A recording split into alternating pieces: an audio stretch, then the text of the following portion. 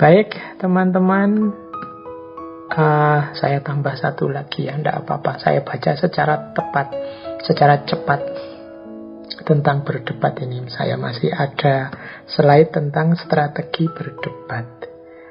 Jadi yang pertama, sebelum berdebat, lakukan riset dulu tentang tema yang akan kita bicarakan. Jadi ini penting, jangan berdebat kosongan. Tadi di depan sudah dijelaskan. Yang kedua, saat berdebat, jelaskan terlebih dahulu pandangan kita secara utuh dan jelas dengan argumen dan bukti yang memadai. Jadi biasanya kalau debat itu kan kita diberi kesempatan menjelaskan posisi kita. Yuk kita jelaskan dengan baik. Bagian introduction, evidence, conclusion. Introduction itu pengantar. Masalahnya apa sih? Pendapat kita bagaimana? Buktinya apa? Kesimpulannya apa? Kemudian kita tegaskan lagi pandangan kita. Ini loh intinya. Nah, itu biar orang mudah memahami standpoint kita. Kalau kita menyampaikan apapun, yuk kita buat strateginya. Jadi strategi penyampaiannya, saya ngomongnya apa dulu, setelah itu ngomong apa. Kemungkinan nanti dikritik bagian ini, jawabanku apa kalau ini dikritik. Ini namanya bikin strategi. Terus jangan mengulang-ulang hal yang sama. Bolak-balik ngomong itu lagi, bolak-balik ngomong itu lagi. Itu nanti akan menyusahkan. Jadi audiennya bosen. Itu lagi, nanti ditebak, mesti itu lagi. Nah, toh nanti kita ngomong lagi, ditebak lagi, mesti itu lagi. Nah, toh itu makanya kalau bisa ndak usah diulang-ulang, kecuali ada yang minta menanyakan. Kemudian kita juga harus memahami benar pandangan lawan debat. Jangan segan-segan untuk bertanya, mengklarifikasi kalau ada pandangan lawan debat kita yang masih kita belum paham atau masih kita bingung. Jangan sampai keliru.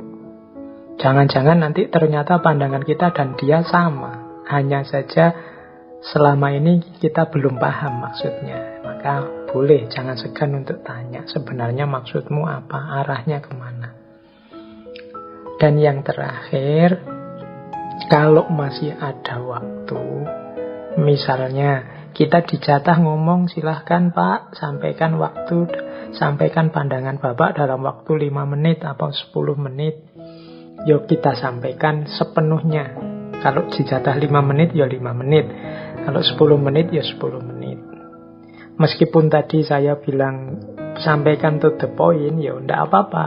Kita sampaikan to the point, setelah itu kita tambahi contoh-contoh, ilustrasi-ilustrasi sampai 10 menit. Jangan sampai jatahnya 10 menit hanya kita gunakan 1 menit atau 2 menit, yang itu mengesankan orang sebenarnya jangan-jangan kita ini tidak serius, atau kita tidak punya argumen, tidak punya dasar terhadap pendirian kita.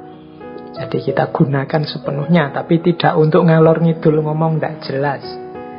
Jadi paling mudah itu kita nambahi dengan contoh-contoh, ilustrasi-ilustrasi dan lain sebagainya, sehingga waktunya bisa terpenuhi. Karena kadang-kadang kalau kita bisa ngomong panjang agak mantap, itu kan kesannya kita menguasai masalah, kesannya kita lebih meyakinkan.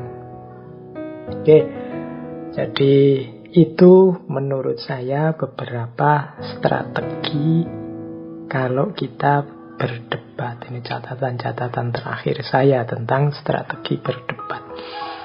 Baik, saya kira itu teman-teman kajian kita malam hari ini tentang debat.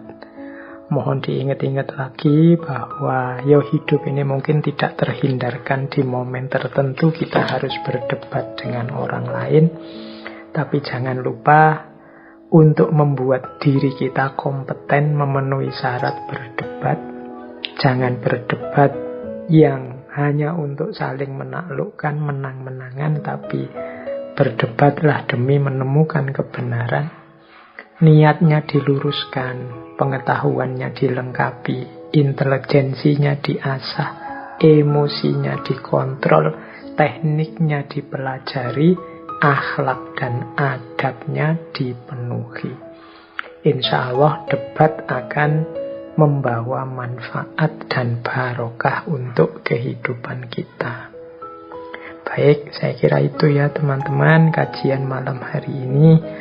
Mohon maaf kalau ada kekurangan apapun itu bentuknya, karena memang situasi kita masih dalam suasana serba terbatas karena pandemi. Semoga kita masih selalu bisa istiqomah, nambah ilmu, nambah wawasan demi kemanfaatan dan kebarokahan hidup. Saya akhiri sekian, kurang lebihnya mohon maaf. Wallahul muwafiq, wallahu a'lam bissawab.